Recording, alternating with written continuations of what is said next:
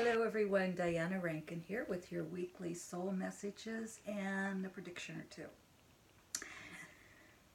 Excuse me. It is the 13th week of 2019, and we are looking at March 24th to the 30th.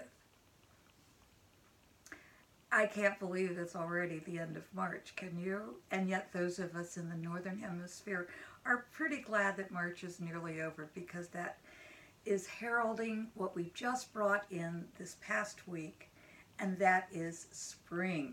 Yay, it's spring. Isn't that wonderful? We're pretty glad it's spring, aren't we, in the Northern Hemisphere? Now, what that means, though, for the Southern Hemisphere is you're getting ready for fall. As you notice this, think about, we have spring to summer coming now, and in the Southern Hemisphere, there's just the opposite, fall to winter. So what do we have here? What we have is a balance. And that's what each of us need in our lives, because right now our Earth is off balance. And if we look at why, well, we're going to talk about that. Why is our planet off balance, and what can we do about it? I want to also tell you that for those of you who are familiar, we will be getting, or for not familiar, those of you who are familiar will know this is coming. We're going to get a message on how to create joy in our life from one of my books. This is a book of like 52 different processes and stories about how to create joy in your life. And we're going to get, excuse me, our message this week from week 11. I just opened to a page, and that's the message for this week. We're going to also, of course, get a message from another one of my books that's called The Master's Book of Answer by Philip. Philip is my main spirit guide, and this is an oracle book with each page having a different wisdom. So we'll get those in a few moments. But first I want to talk to you about balance and what's going on in our world and what to expect this week. Okay, as we look at that, I feel like I keep repeating the same thing. Just expect more erratic craziness this week. We have an administration that is showing us how out of balance our nation in the U.S. is. And that's also affecting the whole world. And of course, there's a lot going on in the world that is out of balance. Nature is showing us that we are out of balance. I mean, the whole thing is just needing to get back in balance. Now, here in the U.S., we are known for our lack of patience, shall I say. Maybe that's because as the world goes, we're a relatively new country. We are not known for the long road. And yet, as some of us age, which I have, we're able to look back and see the changes. When we're young, we're very impatient about that. And hopefully as we age, we gain a little patience. Recently, I was speaking to a group, and I asked them if they felt that in our country that we've taken a step backwards. And everybody in the group raised their hand. Or practically everyone. Everyone I could see raised their hand. It was a large group, so I couldn't see everyone. Anyway, I said, what if I told you we actually, in my lifetime, have taken a couple of steps forward, even though now we're taking a step backward? When I was a young girl, women had two choices, basically. We could be nurses or we could be teachers.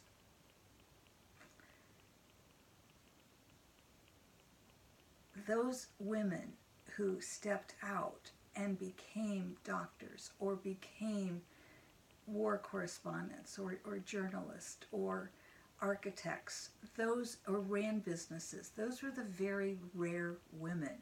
And our country, our world was not set up for that.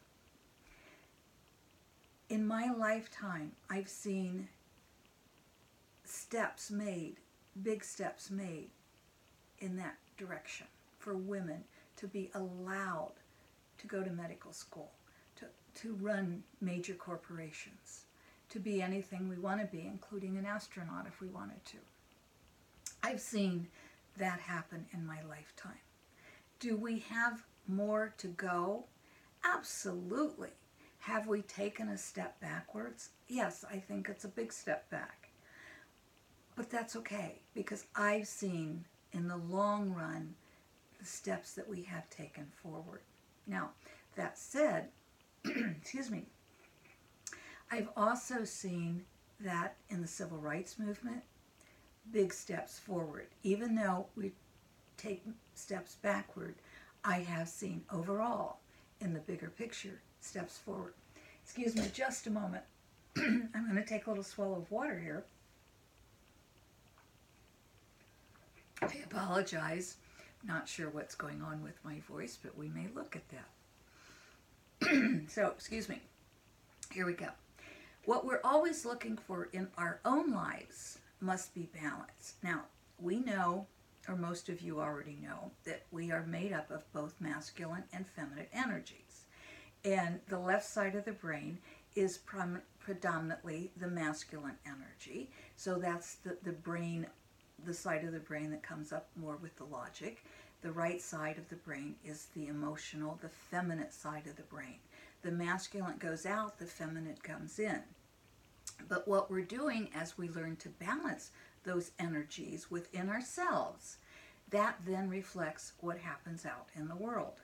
And so right now there's a really strong, we're out of balance, and there's a really strong push against that feminine energy rising. I saw this in the 60s, late 60s and early 70s, and we've seen over the years a return to women saying, wait a minute, I don't want, not all women, but some women saying, I don't want to be out in the workforce. I want to be the wife who meets my husband at the door with a cup of coffee, and that's fine. We've also seen that, though, as this return toward the 1950s, but with a twist on it, a new twist. So it's not going back all the way to the 40s and 50s, but we are seeing women having choices. Now, let's not misinterpret those choices. Let's recognize we still have made progress. We still have stepped forward. Even though we're taking these leaps backwards, we're going to be taking leaps forward as well. But this masculine and feminine, by the way, that does cross over in the body.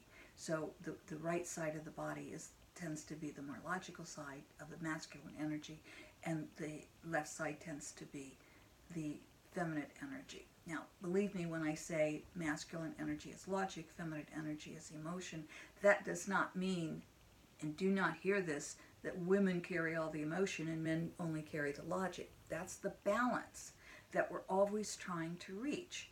So we're trying to find this balance between, in our own selves, of this masculine and feminine energy.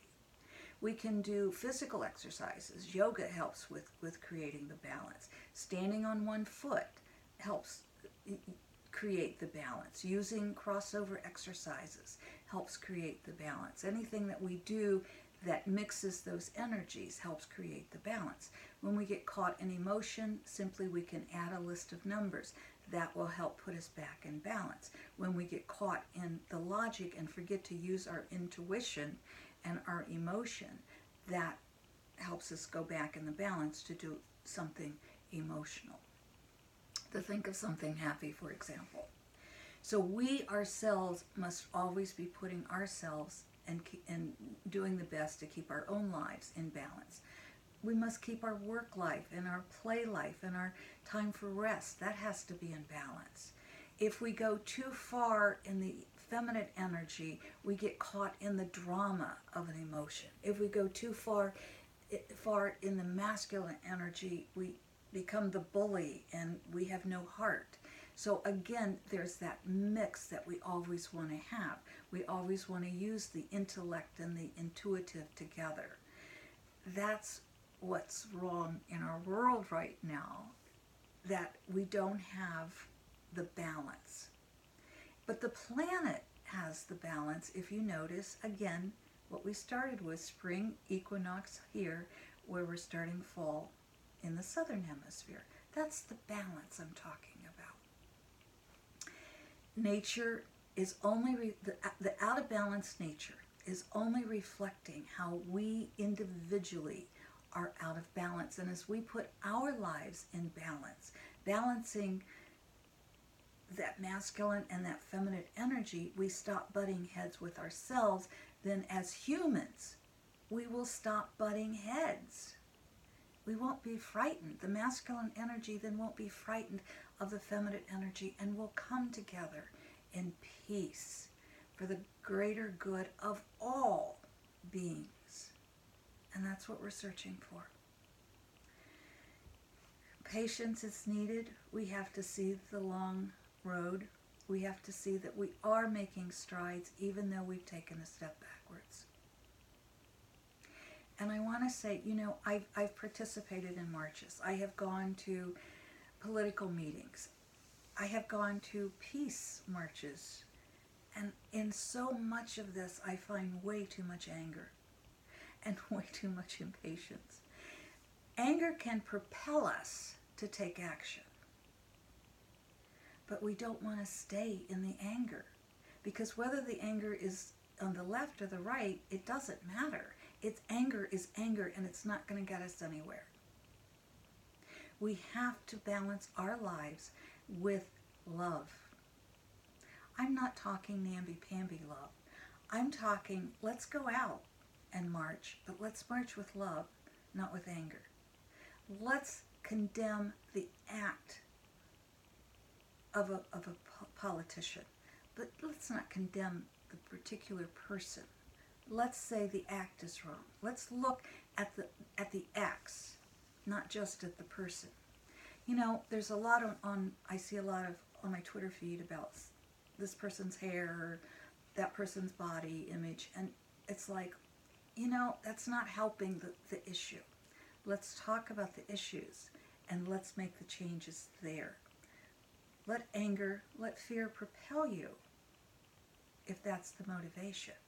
But take it to the next step of love and make the actions out of love.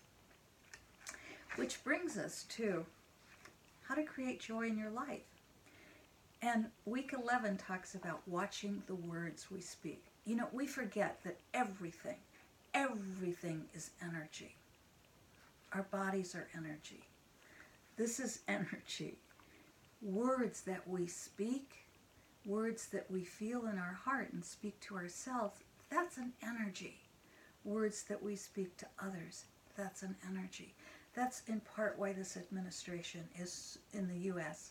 is so harmful and hurtful, because of ugly words coming from those within the administration.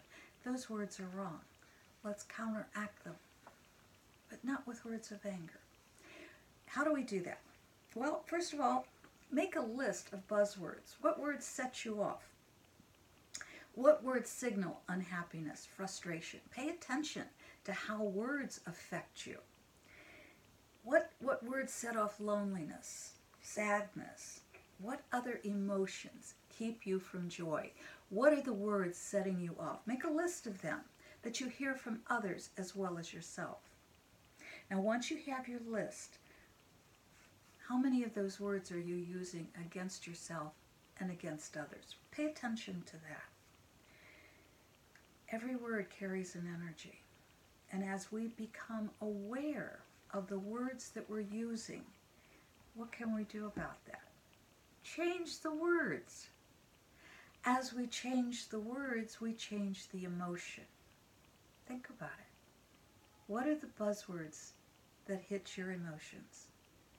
And what's a word you want to change for it? It's not that hard to do. You want to know what? It really, really is. Because we have to pay attention to ourselves. And that's hard for us. That's hard for us. But we're going for that balance of the masculine and feminine. You know, recently I have dinner with different friends as often as I can, just to get into good discussions. And I was in a discussion with a male friend, and we were talking about how men and women perceive things differently. I don't want to say all men are masculine energy and all women are feminine energy, because that is exactly the opposite of what I'm saying. I'm saying within ourselves, we have to find that balance. And as we find that balance, those words between the male and the female, whether it's in a friendship or a marriage, those words that we say to one another, we can better understand. This gentleman was explaining to me that men, and he's told me this before, and I've heard this before from other men, that men tend to compartmentalize. Women, we don't. And if we think about that, that goes way, way back into ancient times when we were hunter-gatherers as human beings. The men, generally speaking again, the men had to go out in the hunt. And they had to be very focused to be able to take care of that woolly mammoth and bring it back home for the food. Whereas women had to be taking care of gathering the food, taking care of the children, bearing the children, cooking the food, sewing the clothing, etc., etc., etc. So women had to multitask. Women don't compartmentalize as much as men. And so women have, we may have more on our plate, but the men will compartmentalize and really focus in on this one idea or this one thought, whereas we will have multiple thoughts on our plate. Is it easier for us to balance than for men? Not necessarily. With multiple items on our plate, we may want to take some of that focus and have a few less things on our plate. Whereas men may want to take a few less focus and have more things on their plate. You know, I often have to tell my clients that are having problems in their marriage, don't ask your husband to take the trash out while he's watching his favorite football game. He's focused in on that game. When the game is over, ask him if he would take the trash out and thank him for doing it. Men love to be thanked. Women love to be treasured. We just think a little differently. But underneath it all, we want that balance. And underneath it all, what we all want is to be loved and feel safe. Let's see what Philip has to say. Thank you, by the way, all of you who have come today. Thank you for your comments below. I read them quicker than I get to respond to them, but I'm always grateful for them. So let's see. We just have to think left page or right page and kind of flip through, and there's where we're going to open to. Okay. I'm thinking right page, but I always tell you the left page as well. But the right page, this is our message. That which you see around you represents the thoughts you have used to create your world. Imagine that. That which you see around you represents the thoughts you have used to create your world. Put those thoughts, what are the words associated with those thoughts? And what's the emotion behind those thoughts and those words? Once you really get a grasp of your thoughts, your words, and you're not going to catch every thought. No, that's not possible. But pay attention to the thoughts. You'll see, if you look around your world, you'll see what you're creating by your thoughts, by your words, by your actions. Create a world of love by your thoughts, your words, your actions. On the other page it says, you can give away only that which you possess. You can only give away happiness if you're happy. You can only give away anger if you're angry. What's your choice? Oh, my friends, I hope you choose love. We all need it. Balance. I want to give you this thought too. Many of you have seen my dog Daisy. Some of you know her personally. And Daisy is this wonderful, wonderful face of the yin and the yang, the balance of the masculine and the feminine. Right down the middle of her face. One side is black, one side is white. I love that in Daisy. And I know you do too. And she is such a special animal. She's out with one of her other humans playing outside today. I love you. Thank you for receiving our love. thank you for watching your words and your thoughts and adding love to our world. Balance, my friends.